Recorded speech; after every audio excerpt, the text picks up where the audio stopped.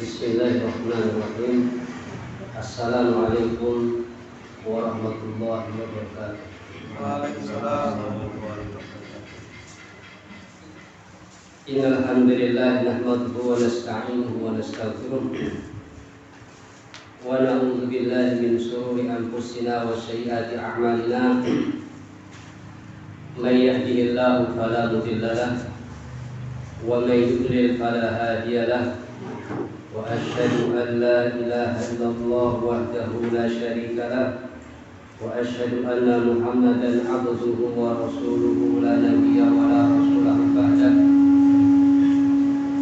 Allahumma shalli wa sallim wa barik ala nabiyyina Muhammadin wa ala alihi wa sahbihi wa man tabi'ahum bi ihsanin ila yaumil din. Qala Allah Ta'ala fi kitabihil karim, ya ayyuhalladzina amanu taqullaha wa qulu qawlan sadida yuslih lakum a'malakum wa yaghfir lakum dhunubakum wa man yuti'illaha wa rasulahu faqad faza fawzan 'azima. Amma ba'd, inna ahsanal kalam kalamullah khairul huda huda Muhammadin sallallahu alaihi wasallam wa sharrul umuri muhdatsatuha fa inna kulla muhdatsatin bid'ah wa kulla bid'atin dhalalah wa kulla dhalalatin finnar. Alhamdulillah, masyaallah muslimin wal muslimat jamaah salat maghrib yang dirahmati Allah Subhanahu wa taala. Alhamdulillah, kita bersyukur kepada Allah Subhanahu wa taala yang telah melimpah-ruahkan berbagai macam nikmat-Nya kepada kita semua, yaitu nikmat kesehatan dan kesempatan sehingga kita bisa berkumpul di majelis ilmu ini. Semoga Allah Subhanahu wa taala menerima amal ibadah kita dan semoga Allah Subhanahu wa taala senantiasa memberikan kita keistiqomahan hingga akhir hayat kita. Amin ya rabbal alamin. Salawat serta salam semoga senantiasa tercurahkan kepada junjungan kita Nabi besar Muhammad sallallahu alaihi wasallam serta keluarganya, sahabatnya dan orang-orang yang senantiasa istiqomah di jalannya. Semoga kita termasuk di dalamnya di yaumul qiyamah. Amin ya rabbal alamin. Masyaallah muslimin wal muslimat jamaah salat maghrib yang dirahmati Allah Subhanahu wa taala. Pada pertemuan yang lalu kita sudah membahas atau juga sudah sampai pada waktu maghrib ya. Waktu maghrib dan kita sudah baca, kita sudah bahas. Jadi sebelum kita melanjutkan pada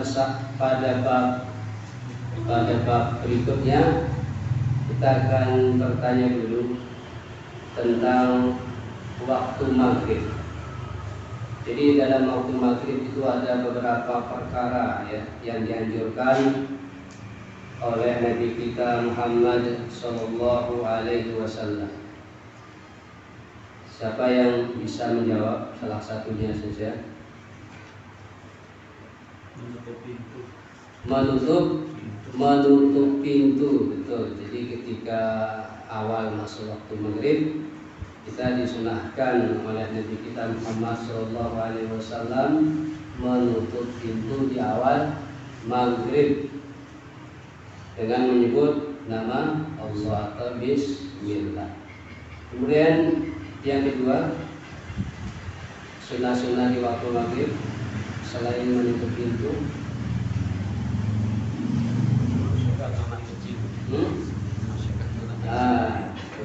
minas sunnati kafusiyani awwal al-maghrib. Jadi termasuk sunnah adalah mencegah anak-anak keluar di waktu maghrib. Sebabnya apa? Karena di awal waktu maghrib atau di awal terbenamnya matahari adalah salah satu waktu setan keluarnya setan atau menyebarnya syaitan, sehingga anak-anak kita bisa dibantu.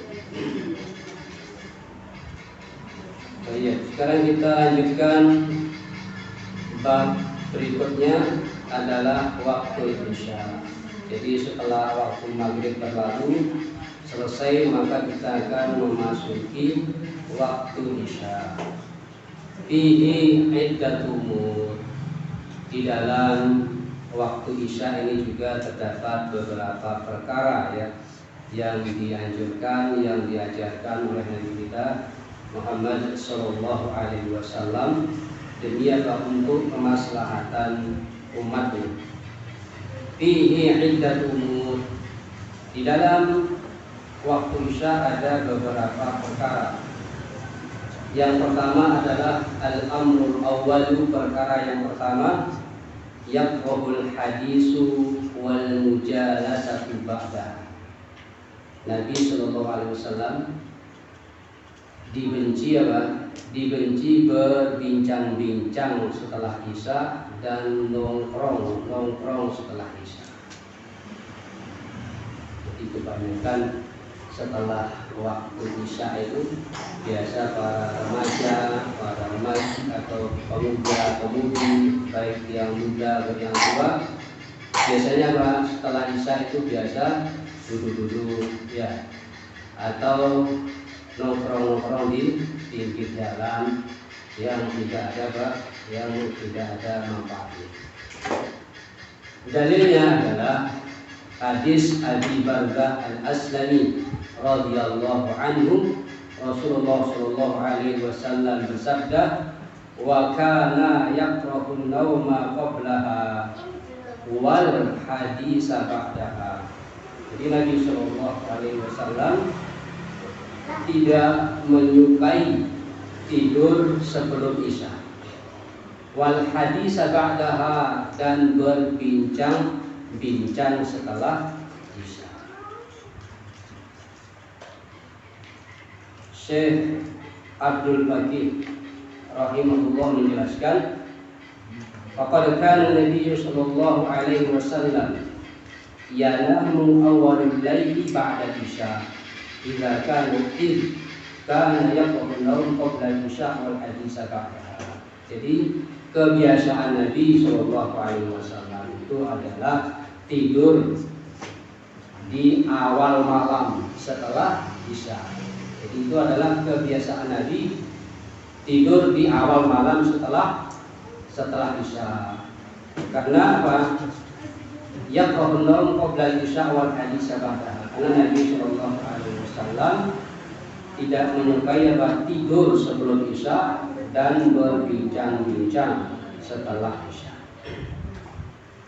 Kemudian Ibnu Qayyim rahimahullah juga menjelaskan bahwa tidur di awal malam itu bermanfaat bagi kesehatan.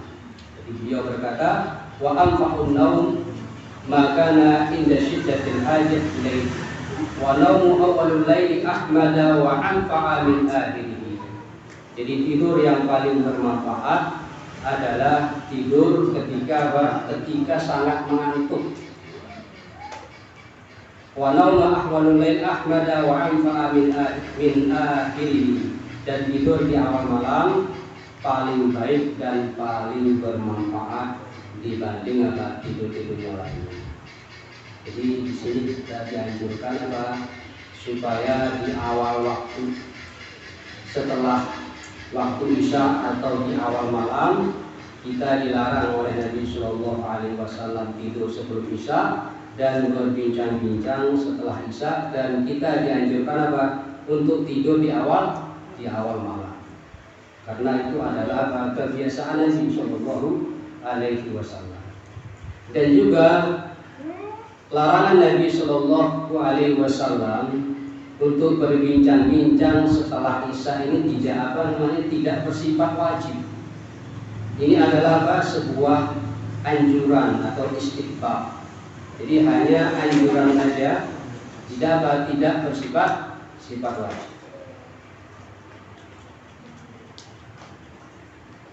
Berbincang-bincang setelah Isya. Jadi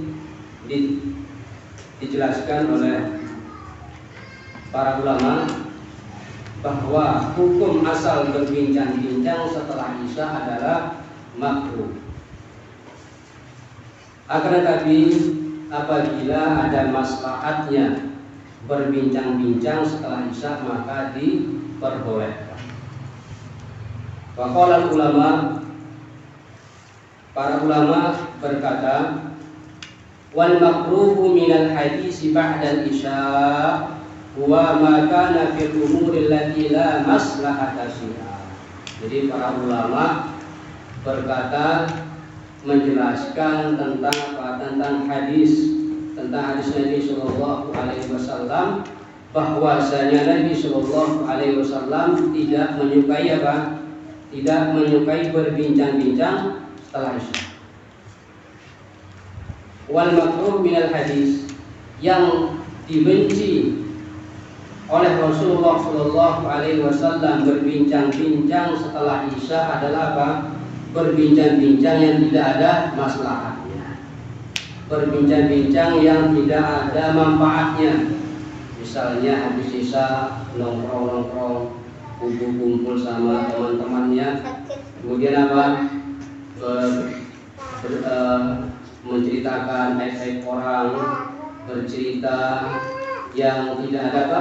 Yang tidak ada manfaatnya. Bahkan apa? Banyak yang berkumpul-kumpul apa? Hanya dongeng, hanya cerita-cerita, bahkan berkata yang kotor-kotor. Jadi ini adalah yang dilarang oleh Nabi Shallallahu Alaihi Wasallam, nongkrong-nongkrong atau berbincang-bincang setelah Isya yang tidak ada manfaatnya. Wa amma fihi maslahah khairun fala karahatu fihi. Adapun kalau berbincang-bincangnya setelah Isya itu ada maslahatnya, ada kebaikannya, maka tidak dibenci atau tidak fala karahata fiha, dan maka tidak apa-apa. Misalnya berbincang-bincang yang diperbolehkan oleh Nabi Shallallahu Alaihi Wasallam, yang banyak manfaatnya, yang banyak maslahatnya, yang banyak kebaikannya, seperti apa? Kamudarasatil ilmi, seperti habis Isya mengajarkan apa? Mengajarkan ilmu. Misalnya di pondok nih, habis Isya biasa kan habis Isya ada pelajaran lagi atau ada murojaah dan lain-lain. Wa hikayatus shalihin wa muhadasatud dhaifi wal arusi. Misalnya apa? Misalnya habis Isya ada pengajian-pengajian, ada taklim-taklim yang membahas tentang apa? Cerita-cerita orang-orang saleh. Atau misalnya setelah Isya kita kedatangan tamu, maka kita menyambut tamu dan berbincang-bincang dengan mereka.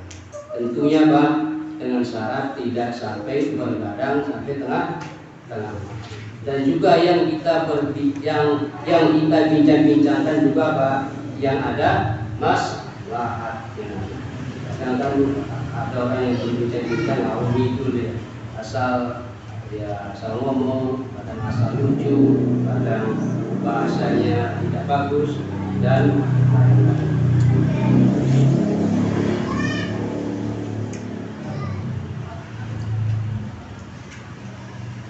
Karena malam juga kan, karena malam itu Allah Subhanahu Wa Taala menjadikan malam sebagai waktu istirahat. Wa ja'alna al-laila libasa, dan menjadikan malam sebagai pakaian. Maksudnya untuk istirahat.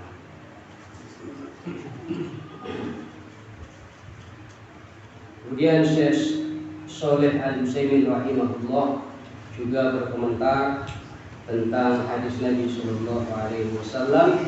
Fa inna Nabiyya Sallallahu Alaihi Wasallam kana yaqra'un naum qabla salatil isya wal hadis ba'daha. Nabi Sallallahu Alaihi Wasallam tidak suka tidur sebelum Isya dan berbincang-bincang setelah Isya. Wa idza atala al-insan as-sahar, fa innahu la yu'ti badanahu haddahu minan naum. Jika ada orang yang bergadang sampai tengah malam, maka dia tidak memberikan hak untuk badannya untuk istirahat. Jadi bisa kita rasakan ya, kalau kita bergadang sampai tengah malam, sampai jam 12, sampai jam 1, seharusnya kita sudah tertidur, maka kita tidak memberikan hak untuk badan kita. Dan akhirnya apa? Wala yaqumu li sholatis subhi. Karena terlambat tidur, karena sering bergadang, akhirnya tidak bangun untuk sholat subuh. Akhirnya sholat, jangankan ingin melakukan sholat malam, sholat subuh aja terlambat. Illa wa huwa kaslanun ta'ban. Dan sekiranya dia bangun untuk sholat subuh, dia akan bangun dalam keadaan capek, kemudian dalam keadaan bermalas-malasan. Jadi bisa kita rasakan ketika misalnya banyak kerjaan, kita lembur sampai jam 1 malam, jam 2 malam. Ketika kita bangun untuk sholat subuh, kita bangun dalam keadaan capek.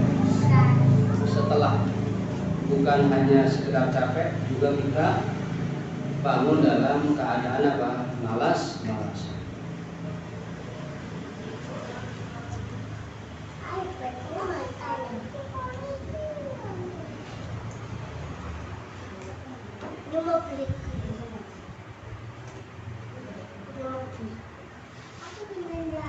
Kemudian ketika kita bergadang, ketika kita telat tidur, sehingga setelah subuh kita tertidur lagi, kita melanjutkan lagi, maka kita akan kehilangan kebaikan dunia yang sangat.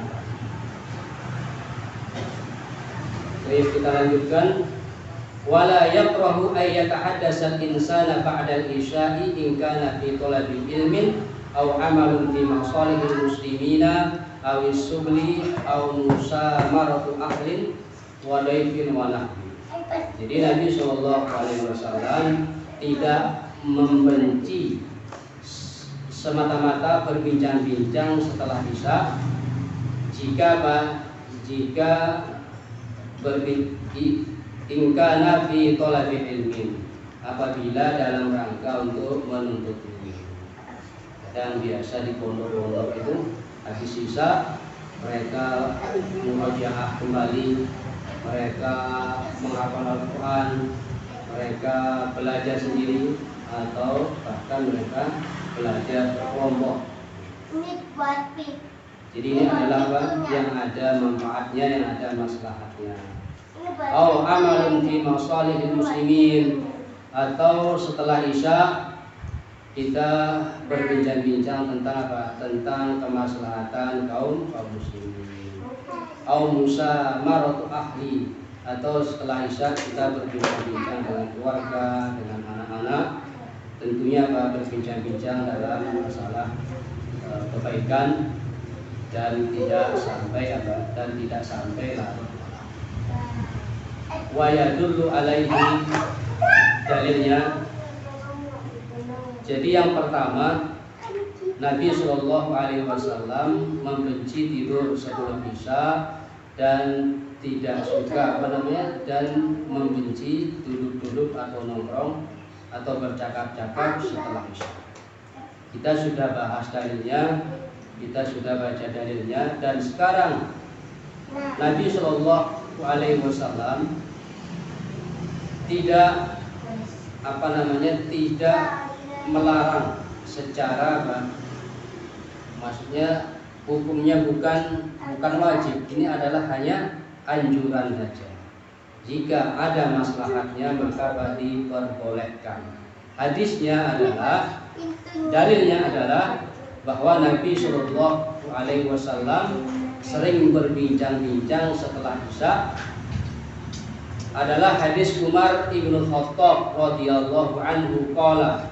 Beliau berkata, Kana Rasulullah sallallahu alaihi wasallam yasmuru ma'a Abi Bakr fil amri min amril muslimin wa ana ma'ahuma. Nabi sallallahu alaihi wasallam berbincang-bincang bersama Abu Bakar setelah Isya. Yang dibicarakan itu adalah perkara urusan kaum muslimin. Wa ana ma'ahuma, dan aku bersama keduanya. Jadi Umar, Rasulullah dan Abu Bakar setelah Isya berbincang-bincang berbicara tentang urusan kaum muslim.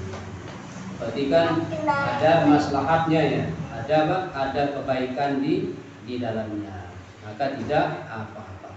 Kemudian hadis yang kedua, bahwasanya Nabi Shallallahu Alaihi Wasallam senantiasa berbincang-bincang setelah Isya, yang jelas-jelas banyak manfaatnya dan maslahatnya adalah hadis Ibnu Abbas radhiyallahu anhuma. Beliau berkata, "Bittu fi baiti Maimunah lailatan wan nabiyyu sallallahu alaihi wasallam indaha." Aku pernah menginap di rumahnya Maimunah pada suatu malam dan Nabi sallallahu alaihi wasallam berada di sisinya. La anzura kaifa salatu Rasulillah sallallahu alaihi wasallam bil lail. Aku menginap di rumah Maimunah dengan tujuan apa? Untuk melihat bagaimana sholat malamnya Nabi. Jadi Maimunah ini adalah istri Nabi sallallahu alaihi wasallam dan juga sekaligus bibinya Ibnu Abbas. Jadi Ibnu Abbas ini pernah menginap satu malam di rumahnya Maimunah dan di sana Rasulullah Shallallahu Alaihi Wasallam juga menginap. Dan beliau menginap dengan tujuan apa? Ingin melihat bagaimana sholat malamnya Nabi. Kemudian fatahaddatsa Rasulullah Shallallahu Alaihi Wasallam ma'a ahlihi sa'atan summa raqada. Kemudian Nabi Shallallahu Alaihi Wasallam berbincang-bincang bersama istrinya sekitar 1 jaman. Kemudian setelah itu Nabi Shallallahu Alaihi Wasallam tidur. Jadi kesimpulannya, berbincang-bincang setelah Isya itu tidak dilarang secara mutlak ya, akan tetapi cuma anjuran saja. Kalau ada manfaatnya, ada maslahatnya, maka tidak apa-apa. Seperti yang kita bahas tadi, setelah Isya ada majelis ilmu, ada taklim, ada tamu datang atau berbincang-bincang dengan keluarga, maka tidak apa-apa, dibolehkan. Yang dilarang adalah berbincang-bincang setelah Isya sampai larut malam, dan yang dibicarakan adalah yang tidak ada manfaat. Lebih-lebih apa yang kita lihat di masyarakat kita, di malam-malam biasa banyak yang nongkrong sampai malam hari, kumpul-kumpul main catur, main domino, main remi, bahkan main yang lain-lainnya yang tidak ada manfaatnya sampai tengah malam. Inilah yang dilarang oleh Rasulullah Sallallahu Alaihi Wasallam.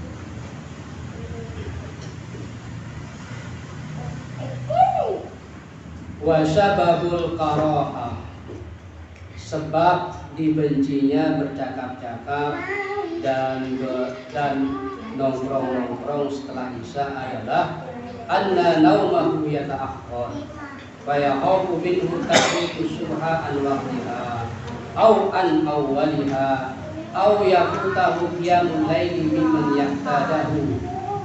Jadi sebabnya Nabi Sallallahu Alaihi Wasallam membenci bercakap-cakap dan nongkrong setelah Isya adalah khawatir nanti dia akan tidur terlambat.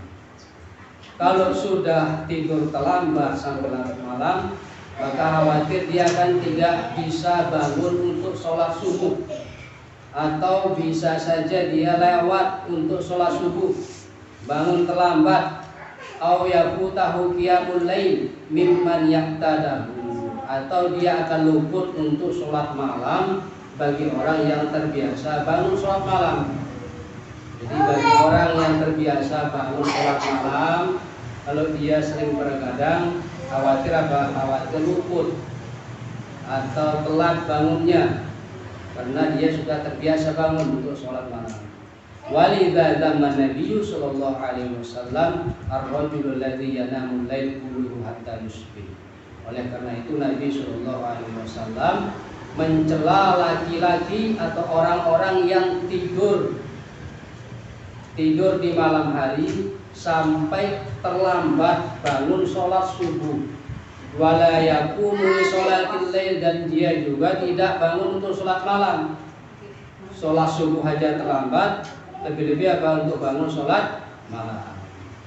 Seperti yang disebutkan di dalam hadis Ibnu Mas'ud radhiyallahu anhu, beliau berkata, "Dzukira inda Rasulillah sallallahu alaihi wasallam rajulun nama lailatan hatta asbaha." Ada seorang laki-laki disebutkan di sisi Nabi sallallahu alaihi wasallam, dia tidur sampai tengah malam, hatta asbaha, sampai apa? Sampai pagi dia tidur. Subuhnya enggak bangun. Kenapa? Karena dia tidur terlalu malam. Kemudian Rasul sallallahu alaihi wasallam bersabda, "Dzaka rajulun bala syaitanu fi udhunais." Laki-laki itu dikencingi oleh syaitan di telinganya. Sampai dia enggak dengar azan subuh, sampai dia terlewat sholat subuh.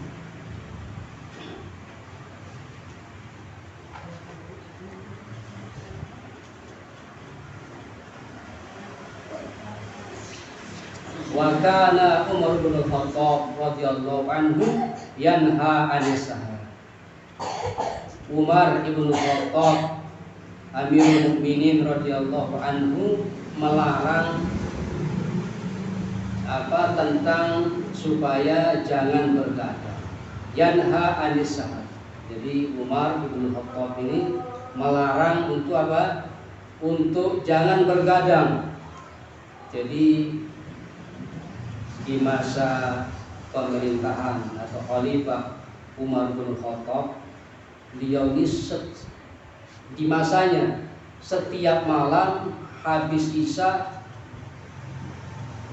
beliau keluar. Setiap malam habis isya beliau keluar sendiri, keliling kampung untuk melihat apa? Pemuda-pemuda atau orang-orang yang masih nongkrong-nongkrong setelah isya. Jika ada yang tidak pati nongkrong, Umar radhiyallahu anhu memukul mereka, dipukul dan disuruh masuk ke dalam rumah. Wa yadribun nasa ala dzalika. Jadi Umar radhiyallahu anhu melarang untuk tidak bergadang, dan beliau memukul orang-orang yang ditemuinya ketika setelah isya itu. Jadi setiap malam beliau keluar. Ketika ada orang habis isya masih duduk-duduk, masih nongkrong-nongkrong, maka Umar ibn Khattab memukulnya. Wa yaqulu, dan berkata, "Asamaron awwalan laili wa nauman akhirahu."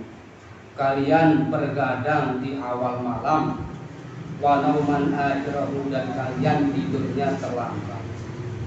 Masya Allah ya, di zaman pemerintah atau khalifah Umar bin Khattab, padahal khalifah setiap malam itu adalah inisiatif beliau. Kenapa? Karena mengikuti atau mempraktikkan hadis Nabi Shallallahu Alaihi Wasallam bahwa Nabi tidak suka orang-orang yang berbincang-bincang setelah isya dan nongkrong setelah isya. Umar bin Khattab radhiyallahu anhu mempraktikkan hadis ini ketika pada masa pemerintahannya. Setiap malam beliau keliling setelah isya ya, beliau keliling kampung-kampung. Kalau ada orang yang masih nongkrong-nongkrong, beliau kumpul suruh masuk, sambil berkata, "Kalian di awal malam bergadang dan kalian tidur terlambat." Berarti betul-betul mempraktikkan hadis Nabi Shallallahu Alaihi Wasallam dan juga betul-betul memperhatikan rakyatnya supaya mereka bangun untuk sholat subuh dan tidak terlambat untuk sholat subuh.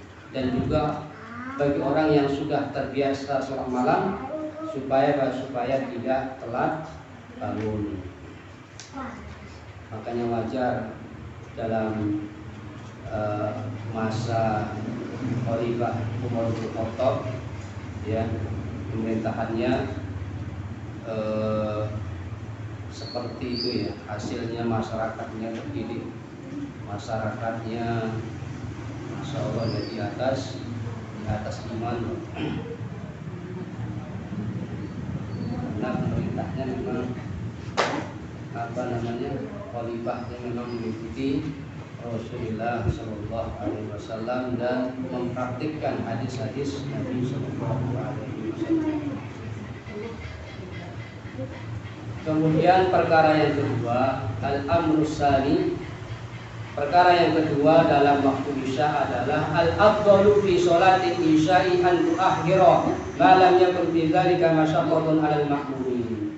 Yang paling utama adalah dalam sholat Isya itu diakhirkan waktunya, tapi dengan syarat tidak memberatkan para makmum. Fal afdal ta'khiruha ila akhir waktu Isya. Yang paling utama untuk melakukan sholat Isya adalah mengakhirkan waktu Isya.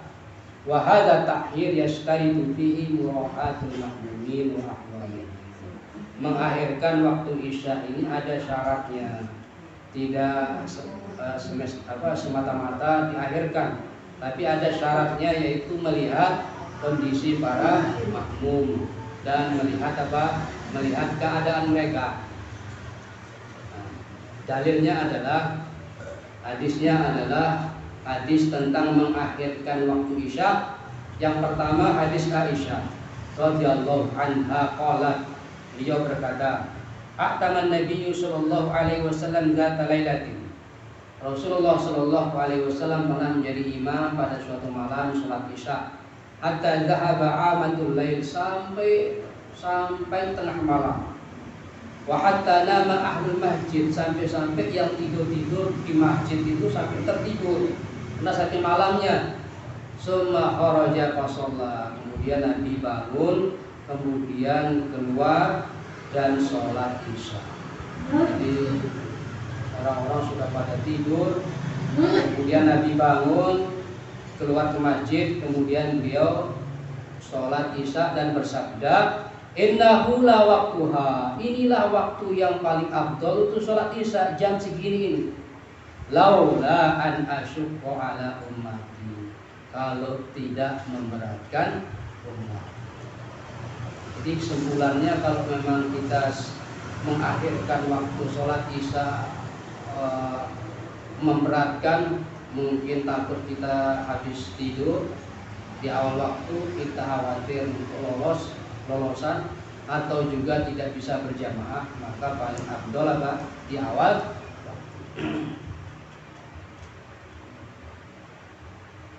Kemudian hadis yang kedua yaitu hadis Jabir radhiyallahu anhu, wal isya'a ahyanan yu'akhkhiruha wa ahyanan yu'ajjiluha. Jadi kadang Nabi itu ketika sholat Isya kadang-kadang diakhirkan waktunya, kadang-kadang dipercepat. Karena idza ra'ahum qad ijtama'u ajala. Kalau Nabi sallallahu alaihi wasallam sudah melihat para sahabat sudah berkumpul siap untuk sholat Isya, sudah banyak yang kumpul di masjid, maka Nabi mempercepat waktunya atau sholat di awal waktu. Wa idza ra'ahum qad abta'u akhara. Kalau Nabi sallallahu alaihi wasallam melihat para sahabat masih sepi di masjid ya, masih belum kumpul, masih sedikit, maka Nabi memperlambat waktunya dan mengakhirkan waktu. Wa alaihi fasunnatu fi haqqil mar'ah haitsu innaha la tartabitu bi jama'atin an tuakhira isya idza lam yakun fi dzalika masyaqqatun 'alaiha. Dan begitu juga untuk para ibu-ibu ya, para ibu-ibu, karena ibu-ibu itu tidak terikat dengan sholat jamaah ya, maka bisa untuk mengakhirkan waktu isya. Jadi dia bisa sholat sendiri dan waktu isya diakhirkan, karena para wanita muslimah tidak terikat dengan sholat jamaah. Idza lam yakun fi dzalika masyaqqatun 'alaiha, dengan syarat kalau tidak merasa kesulitan. Tapi kalau merasa sulit, misalnya saya nanti sholat isyanya jam 9, jam 10 malam, kalau dia bisa maka bisa dilakukan. Tapi kalau dia merasa susah, sulit dan khawatir akan tertidur, maka lebih afdolnya dilaksanakan di awal. Jadi lihat kondisi ya. Sama dengan Nabi, ketika para sahabat sudah berkumpul setelah isya, beliau mengawalkan waktunya. Tapi ketika para sahabat belum berkumpul, masih sepi, maka Nabi mengakhirkan. Jadi lihat kondisi makmum.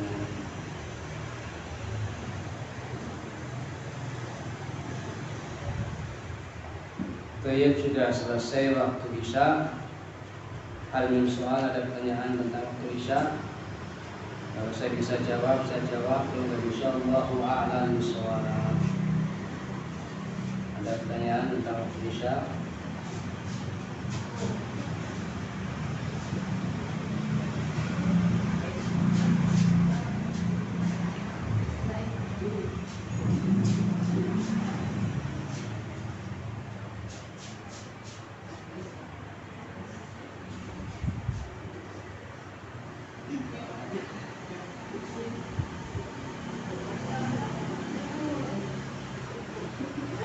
Isya belum? Ustaz tanya. Oke, monggo. Batasnya sholat isya itu jam berapa? Batas sholat isya. Batas sholat isya itu sampai pertengahan malam.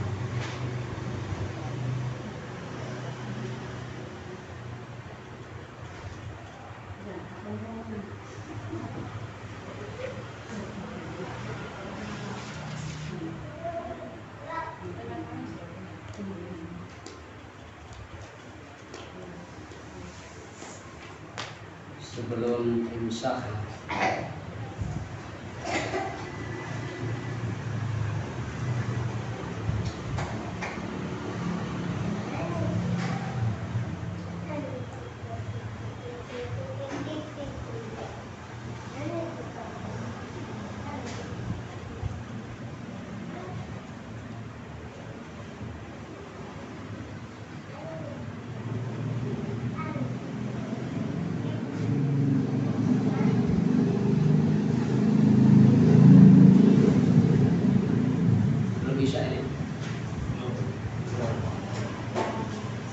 Jadi setelah waktu isya kita akan pindah ke bab berikutnya, yaitu sunanun naum, sunnah-sunnah itu.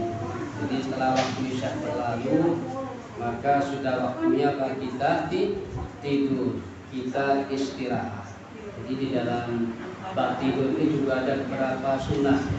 Banyak di sini sunnah-sunnah yang diajarkan oleh Rasulullah SAW supaya apa?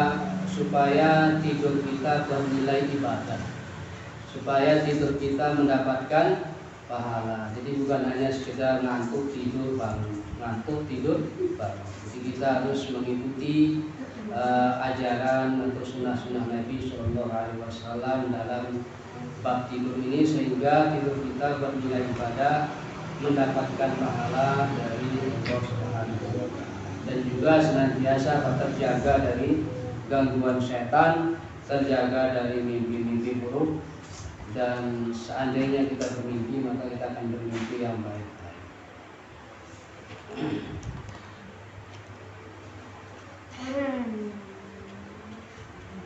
Sunanun naum, sunnah-sunnah tidur.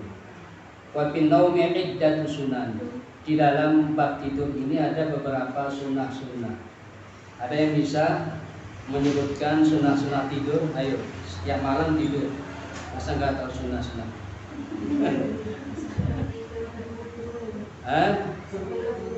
Sebelum tidur berwudu, betul. Ini adalah salah satu sunnah yang diajarkan Nabi Shallallahu Alaihi Wasallam, sebelum tidur berwudu, supaya apa? Supaya tidur dalam keadaan suci, dan seumpama dia meninggal di malam itu, dia akan meninggal dalam keadaan fitrah, dan juga dia akan terjaga dari gangguan setan. Itu salah satu manfaatnya ketika kita berwudu sebelum tidur. Yang kedua, siapa yang bisa jawab lagi sunah-sunah tidur selain berwudu? Berdoa, membaca ayat kursi itu berarti termasuk berdoa ya. Berdoa. Jadi doa-doa sebelum tidur itu banyak yang diajarkan Nabi. Ada yang panjang-panjang. Mungkin kalau kita praktekkan, mungkin sebelum tidur mungkin sekitar 10 menit kita berdoa. Misalnya kalau dipraktekkan semua doa yang ada dalil, yang ada bahasanya, kita praktekkan mungkin kita 10 menit kita berdoa baru. Tapi kita mempraktekkan apa yang kita bisa, yang mudah bagi kita, yang mudah bagi kita untuk menghafal. Jadi tidak harus semuanya ya, yang mudah bagi kita untuk berdoa. Salah satunya membaca ayat kursi, kemudian surah Al-Ikhlas, Al-Falaq, An-Nas, kemudian ditiup 3 kali ke telapak tangan, kemudian diusap dari kepala sampai kaki. Itu yang kedua, membaca doa. Jadi yang disebutkan pertama tadi berwudu, kemudian yang kedua membaca doa. Yang ketiga, membaca surat Al-Mulk. nah itu juga salah satu doa ya, ketika bangun di tengah malam juga membaca itu, atau juga sebelum tidur. Coba kalau membaca surat Al-Mulk sebelum tidur berarti berapa menit? Belum doa-doa, doa-doa yang lain. Apalagi?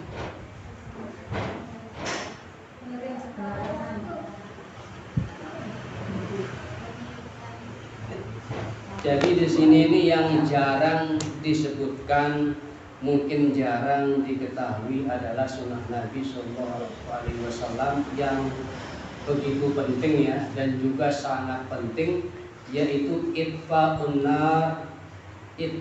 nari qablan naum, memadamkan api sebelum tidur. Jadi kalau di zaman Nabi dulu kan beliau punya lampu dengan bahan bakar mungkin minyak, atau orang-orang dulu biasanya punya lampu lampu lentera dari minyak tanah, kadang dibuat dari kaleng kemudian dikasih sumbu, terus biasanya kadang ditempel di tembok atau di pagar-pagar yang terbuat dari kayu-kayu, bambu-bambu. Ini di sini adalah salah satu hikmahnya Nabi Shallallahu Alaihi Wasallam memerintahkan kita untuk mematikan, memadamkan lampu dan api adalah atfi'ul masabiha idza raqadtum. Matikanlah lampu-lampu apabila kalian hendak. Kemudian hadis yang kedua, la tatrukun nara fi buyutikum hina tanamun. Janganlah kalian meninggalkan api yang masih menyala di rumah-rumah kalian ketika kalian hendak tidur. Ini banyak kejadian-kejadian. Banyak rumah yang terbakar gara-gara apa? Ditinggal oleh penghuninya. Kipas anginnya nggak dimatikan, lampunya nggak dimatikan, dan lain-lain. Jadi salah satu hikmahnya, lebih-lebih di zaman dahulu tidak pakai lampu listrik, pakai lampu lampu yang berbahan minyak tanah, kadang digantung di pagar.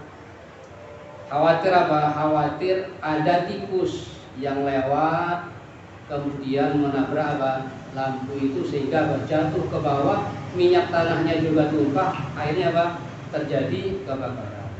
Lebih-lebih rumah zaman dahulu pakai pagar-pagar ya, pagar-pagar dari kayu, dari bambu yang cepat terbakar. Dan atapnya pakai apa? Pakai rumput yang panjang-panjang ini. Padahal bahasa Lomboknya rumput kering. Itu apa? Apalagi di musim panas, kena percikan api saja cepat terbakar. Ini adalah salah satu hikmahnya mematikan lampu dan juga di kampung-kampung itu biasa masak dengan menggunakan apa? Kayu bakar. Biasanya di dapur-dapurnya menggunakan kayu bakar. Kadang setelah masaknya selesai, apinya nggak dimatikan. Kadang ditinggal masih menyala atau masih ada arang-arangnya merah-merah itu. Khawatir apa? Khawatir ada tikus lewat, kemudian menggigit batang-batang kayu itu, dibawa ke pelapon, dibawa ke atap, dibawa kemana? Ke gorong-gorong yang apa? Yang banyak kayu-kayunya, yang banyak bahan-bahan yang mudah terbakar. Makanya di zaman Nabi juga pernah terjadi, ada sebuah rumah di Madinah terbakar hangus. Makanya Nabi Shallallahu Alaihi Wasallam mengatakan jangan biarkan apa? Api masih menyala sebelum kalian tidur. Jadi dimatikan api itu karena pernah terjadi di zaman Nabi, satu rumah sahabat terbakar hangus gara-gara apa? Gara-gara tidak mematikan api sebelum tidur. Dan juga seperti yang kita ketahui bahwasanya tikus itu adalah salah satu binatang yang wajib untuk dibunuh, ya, atau yang diperintahkan untuk dibunuh oleh Nabi Sallallahu Alaihi Wasallam. Baik, insyaallah kita lanjutkan pada pembahasan berikutnya. Sunnah-sunnah hidup ini banyak ya, kita bahas satu persatu. Baik, kita tutup dengan doa kafaratul majlis. Subhanallahumma wa bihamdika asyhadu an la ilaha illa anta astaghfiruka wa atubu ilaik. Wassalamualaikum warahmatullahi wabarakatuh.